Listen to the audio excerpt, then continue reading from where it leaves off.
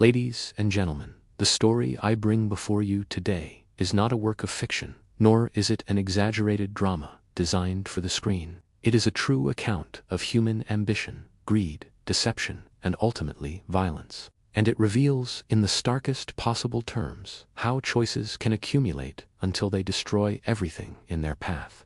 What we will explore together is the rise and fall of individuals who, despite privilege and opportunity, succumbed to a pattern of dishonesty that culminated in devastating consequences.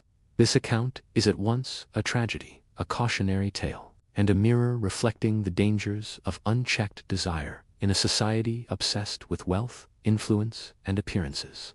The events begin with the arrival of three sisters, born together and bound by the bonds of shared heritage and upbringing. Their early lives were marked by both distance and reunion. While their parents sought stability abroad, the children were raised in their homeland by relatives, spending formative years away from their immediate family. When they were finally reunited in a new country, the household reflected both opportunity and pressure. Their father provided for the family through an honest trade, but their mother became a towering figure, a businesswoman whose influence extended into politics, commerce, and the broader community. She embodied success and demanded it from her children, enforcing strict rules and lofty expectations. The sisters grew up with both privilege and constraint.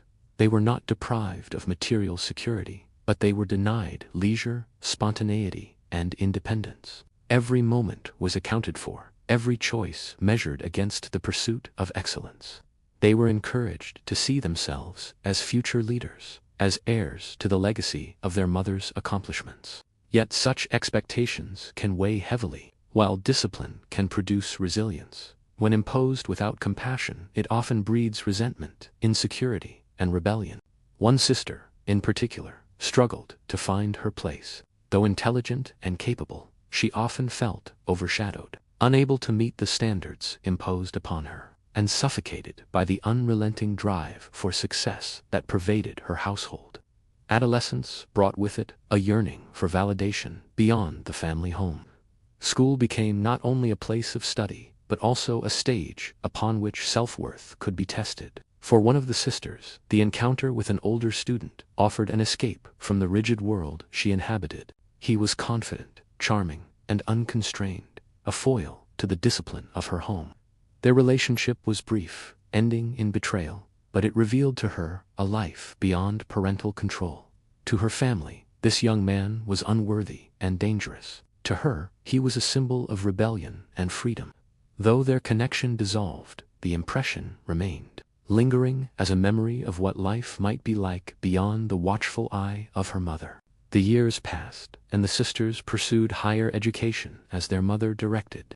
Business studies became the chosen path, not because it reflected their individual passions, but because it was expected. In these years, competition among the sisters was intensified, as parental approval and even material rewards were tied to performance. While two of the siblings embraced these challenges, one continued to struggle with feelings of inadequacy. Yet she persevered, graduated, and even attempted to work within her mother's enterprise. The weight of expectation, however, proved overwhelming, and she requested time away, a rare concession granted by her family. During this time, she and her sisters sought identity through social media, crafting a presence that emphasized beauty, glamour, and influence. The rise of online culture offered them validation that had eluded them in the private sphere. Images of confidence and style attracted thousands of followers. Their online persona presented them as role models, admired and envied. Companies began to approach them for partnerships, and payments followed. For one of the sisters, beauty competitions added further recognition. Yet beneath the surface of polished photographs and curated personas, insecurity persisted. The validation of strangers could not erase the discontent bred by years of pressure, nor could it provide the stability of purpose that comes from authentic achievement. It was during this period of exploration that the past returned. The same young man, once a teenage flame, resurfaced after years apart. His life had taken a dark trajectory. He had been involved in reckless behavior that caused the death of a friend and had served years in prison. Though incarceration might have reformed him, it instead hardened him. He emerged not chastened, but embittered, unwilling to submit to the rules of society, determined to seek shortcuts to wealth and admiration. In reconnecting with the sister, he saw not only romance but opportunity. For her, his return reignited memories of excitement and rebellion, offering once more an escape from the expectations of her family. Their bond rekindled swiftly, and she chose to share her life with him, against her mother's stern objections. Cut off financially, she now relied upon her partner's ventures. Yet these ventures were not built upon legitimate foundations. He dabbled in questionable schemes, trading in vehicles of dubious origin, launching businesses that existed more on paper than in reality, and boasting of wealth that was little more than illusion. She became complicit, assisting him in operations that skirted legality, rationalizing these choices as necessary for independence. Together, they began to pursue not modest comfort but extravagant ambition, seeking to rival the very success that had once overshadowed her. It was in this pursuit that they crossed paths with a man of considerable means. He had made a fortune through a combination of legitimate endeavors and illicit trade, particularly in narcotics. Though he spoke of turning toward respectability, his wealth and lifestyle bore the marks of risk and secrecy. To the couple, he represented an ideal target, wealthy, trusting, and eager to invest. They cultivated his friendship, shared meals, exchanged gifts, and presented themselves as trustworthy partners. Promises of lucrative business opportunities were made, and substantial sums of money were handed over. Yet these promises were hollow. The funds were not invested but dissipated, and the fabric of deceit began to unravel. When the benefactor demanded accountability, panic set in. The couple had promised wealth they could not deliver, spoken of enterprises that did not exist, and fabricated documents to sustain the illusion. As the pressure mounted, they faced a choice: confess, return what they could, and accept the consequences, or silence the demand permanently. They chose the latter. The decision was not impulsive. It was calculated. They acquired an untraceable vehicle, secured communication devices registered in other names, and even altered their appearances to evade detection. A meeting was arranged under the pretense of exploring new ventures, but the true plan was murder. On the appointed day, the victims arrived with trust, expecting opportunity. Instead, they were met with treachery. Gunfire erupted, lives were destroyed, and trust was betrayed in the most profound way. The cruelty was magnified by the fact that one of the victims was carrying new life, extinguished before it could begin. Yet fate intervened. Though grievously wounded, one victim survived, providing a voice that would later expose the crime. Her survival became the pivotal element in ensuring that justice could not be escaped. The investigation revealed the truth. Technology exposed the borrowed device that placed them at the scene. Surveillance captured movements and disguises.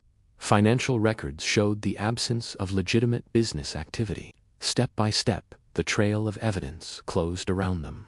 Their response was flight, an attempt to evade justice by fleeing across borders. Yet international cooperation and persistence led to their capture. Their confidence in escaping consequence was misplaced. In court, they attempted to evade responsibility, offering stories of coercion and manipulation, shifting blame onto each other. Yet the evidence was overwhelming. Communications revealed planning, records showed complicity, and the survivors' testimony provided clarity. The verdict was decisive: life sentences, with the possibility of parole only after decades. Justice, though delayed, prevailed. The consequences extend far beyond the courtroom. A man lost his life, leaving children fatherless. A woman lost her partner, her unborn child, and endured physical and emotional trauma that will last a lifetime. Families of the victims live with grief, while the families of the perpetrators live with shame and disbelief. Communities, once inspired by stories of success, must reconcile with scandal. The ripple effects of violence extend outward, touching all connected to those events. This case offers lessons that demand reflection. It shows the dangers of unchecked ambition when wealth and influence are pursued without integrity. It reveals the corrosive power of deception, which erodes trust and ultimately collapses under its own weight. It highlights the destructive potential of privilege untempered by humility, when opportunity is squandered and entitlement takes root. It underscores the failure of rehabilitation when punishment is not accompanied by genuine transformation. It demonstrates the importance of relationships and how partnerships can either elevate or destroy.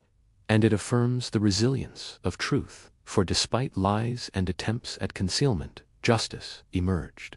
We must also recognize the importance of choice. At every juncture, choices were made to deceive rather than to confess, to exploit rather than to collaborate honestly, to destroy rather than to confront failure. These choices were not inevitable, they were deliberate. And because they were choices, they remind us that each of us holds the power to shape our destiny.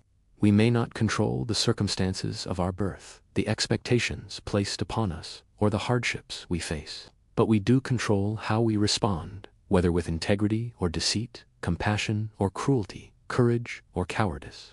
The sentencing of the perpetrators cannot undo what has been lost, but it stands as a statement of society's values, that life is sacred, that trust must be honored, and that violence in pursuit of greed will not be tolerated.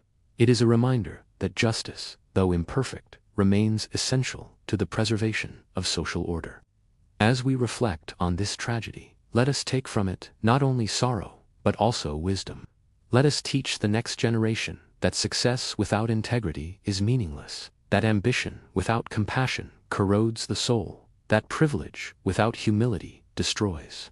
Let us strive to create families and communities where expectations are balanced with love, where individuality is respected, and where honesty is prized above appearance. Let us commit to systems of justice that rehabilitate as well as punish, that transform lives rather than merely contain them.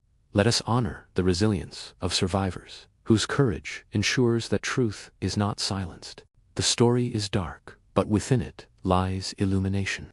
It warns of the dangers of greed, the devastation of betrayal, and the consequences of choices made without regard for others. Yet, it also reveals resilience, justice, and the enduring possibility of redemption through truth.